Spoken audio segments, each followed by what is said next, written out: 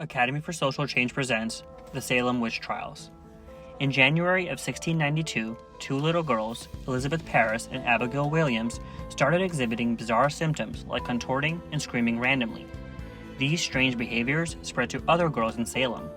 Local doctor William Griggs diagnosed these children as victims of bewitchment. Reverend Samuel Parris pressured his daughter, niece, and their friends to identify these devil worshippers who had cursed them.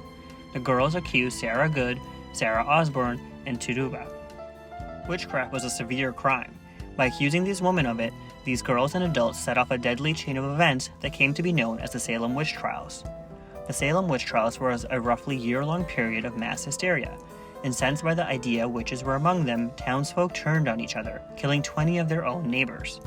Modern-day towns of Salem and Danvers had plenty to be fearful of in 1692. There was an ongoing smallpox epidemic, tensions with neighboring towns and Native American villages, and the aftermath of the 9 Years' War between the British and the French to deal with. The townspeople were facing complicated, debilitating problems that weren't going to get solved anytime soon.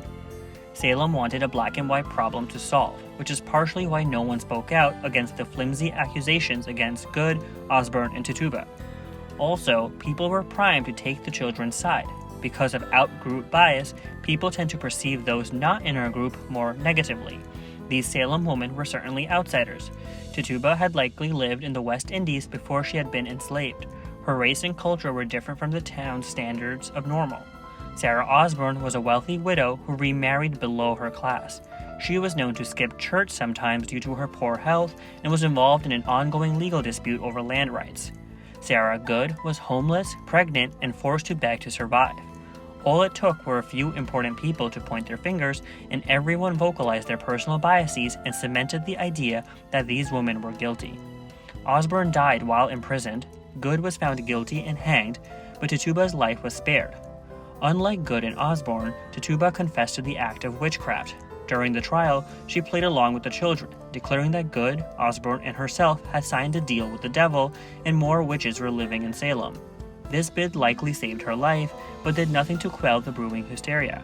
Her confession led to more accusals, which led to more accusations, and so on. For the 200 people accused, there was no good option. Pleading guilty lost you and your family all your property, so even if the court decided to spare your life, you were marked as a social outcast with no means to support yourself. Pleading innocent, no matter what evidence you produced, would likely get you found guilty and hanged anyway.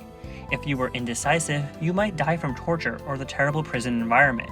Gillis Corey, who refused to enter a plea, was pressed to death with stones, a common way of forcing the witches to out themselves. Overall, 19 people were hanged. There wasn't one event that ended the Salem Witch Trials. Rather, support for them slowly died out. People began to point out the lack of concrete evidence and vigor and sympathize with victims, and the loss of public support meant fewer accusations. By 1693, people collectively agreed that the trials were faulty, and there was a day of fasting to commemorate the innocent people who were killed. Throughout history, people have been suspicious of and subsequently hostile to those that don't fit in. Personal biases like those in the Salem Witch Trials have led to many terrible accusations and deaths of innocent people simply because they lived outside the social norm. There were many other witch hunts beyond Salem.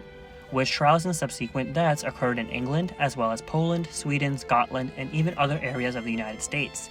While most people don't go around accusing others of witchcraft today, witch hunts still happen. Think how many authorities have pointed to those darn immigrants as the root of social woes. They crashed the economy, ruined the job market, and corrupted the youth. Doesn't sound too far off from practitioners of devil magics, does it?